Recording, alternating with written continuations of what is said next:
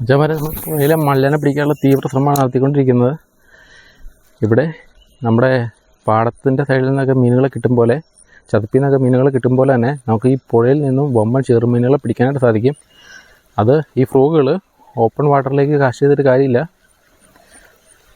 നമ്മൾ പുഴകളൊക്കെ നിരീക്ഷിക്കുകയാണെങ്കിൽ പുഴയുടെ സൈഡിലായിട്ട് പോച്ചകളൊക്കെ വെള്ളത്തിലേക്ക് ചാഞ്ഞ് കിടക്കുന്നുണ്ടാവും. ഗില്ലിത്രുവും പോച്ചയൊക്കെ വെള്ളത്തിലേക്ക് ചാഞ്ഞ് ചെരിഞ്ഞ് കിടക്കുന്നുണ്ടെങ്കിൽ അതിൻ്റെ അടിയിൽ മിക്കവാറും വമ്പൻ ചെറുമീനുകൾ വന്ന് നിൽക്കാനുള്ള എല്ലാ സാഹചര്യവും ഉണ്ട്. അതുകൊണ്ട് മാക്സിമം അവിടെ തന്നെ കാശ് ചെയ്തുകൊണ്ടിരിക്കുകയാണെങ്കിൽ മീനടിക്കാനുള്ള നല്ല സാഹചര്യമുണ്ട്. ഒന്നോ രണ്ടോ ഏറെ എറിഞ്ഞിട്ട് നമ്മൾ നിർത്തിപ്പോയിട്ട് കാര്യമില്ല. ഈ ചെറുമീനുകൾക്കൊരു പ്രത്യേകതയുണ്ട്. ചില സമയങ്ങളിൽ അവർ പെട്ടെന്ന് നമ്മുടെ കണ്ട മാത്രമേ തന്നെ ഒന്ന് സ്ട്രൈക്ക് ചെയ്യും. ചില സമയങ്ങളിൽ നമ്മൾ 30-40 ഏറൊക്കെ ഒരു സ്കൂളിൽ എറിഞ്ഞാൽ മാത്രമേ നമ്മൾ സ്ട്രൈക്ക് ചെയ്തുള്ളൂ. അതുകൊണ്ട് അത് പ്രതീക്ഷിച്ചാണ് നമ്മൾ നിൽക്കാനായിട്ട്. അടിക്കുന്ന മീൻ എത്ര സൈസുള്ള മീനാണെങ്കിലും അവനെ മിസ്സാക്കരുത്. മാക്സിമം പവർ കൊടുത്ത് തന്നെ അവനെ വലിച്ച് ആ പോച്ചയുടെ സമയത്ത് നിന്ന് പുറത്ത് അടിക്കണം. നമ്മൾ സമയം കൊടുത്തു കഴിഞ്ഞിട്ടുണ്ടെങ്കിൽ അവർ നേരെ ആ ചെടികളുടെ അടിയിലുള്ള വേരുകളുടെ ഇടയിലൂടെയൊക്കെ കയറും. പിന്നെ നമുക്ക് അവന്മാരെ കിട്ടത്തില്ല. അവസാനം നമ്മുടെ ഫ്രോഗും ചിലപ്പോൾ മിസ്സായെന്ന് വരും, മീനും മിസ്സാവും.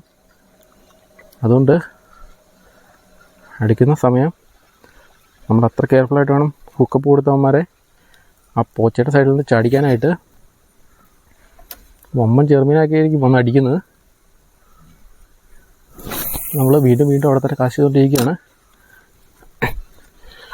പലരും 1-2 ഏറെറിഞ്ഞതിന് ശേഷം സ്പോട്ട് മാറ്റി പിടിക്കാറുണ്ട്. പക്ഷെ അങ്ങനെ മാറ്റി പിടിച്ചിട്ട് കാര്യമില്ല.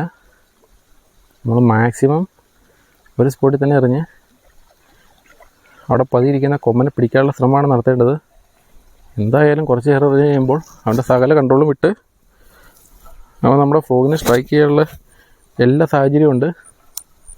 നമ്മൾ തായ് ജംപ് ഫ്രോഗാണ് കാശിങ്ങിനായിട്ട് ഉപയോഗിച്ചുകൊണ്ടിരിക്കുന്നത്. മറ്റ് ഫ്രോഗ് പോലെയല്ല. നമ്മൾ തെറിച്ചിട്ട് റിട്രീവ് ചെയ്യുമ്പോൾ പ്രത്യേകിച്ച് ആക്ഷൻ കൊടുക്കേണ്ട കാര്യമില്ല. വെള്ളത്തിലൂടെ ചാടിച്ചാടിയാണ് വരിക. അതുകൊണ്ട് തന്നെ മീനുകൾക്ക് ആഴത്തിൽ നിന്നാൽ പോലും ഇതിൻ്റെ ചലനം കറക്റ്റായിട്ട് മനസ്സിലാവും. ഈ തവളകളാണ് ചെറുമീൻ്റെയൊക്കെ പ്രധാന ആഹാരം. അതുകൊണ്ട് തന്നെ തവളകളോട് നല്ല രൂപ സാദൃശ്യമുള്ള ഈ തായ് ജംപ് ഫ്രോഗ് കണ്ടു കഴിഞ്ഞിട്ടുണ്ടെങ്കിൽ അവന്മാർ ഉറപ്പായിട്ട് സ്ട്രൈക്ക് ചെയ്യും. അത്യാവശ്യം വെയിറ്റ് പിടിക്കുന്ന നല്ല ബ്രൈഡാണ് ഇട്ടിരിക്കുന്നത്. വലിയ ചെറുമീനുകൾ അടിച്ചാലും നമ്മുടെ ലൈനൊന്നും പൊട്ടിച്ചുകൊണ്ട് പോകരുത്. അതിന് വേണ്ടിയാണ് നമ്മൾ ആ പണി ചെയ്തിരിക്കുന്നത്.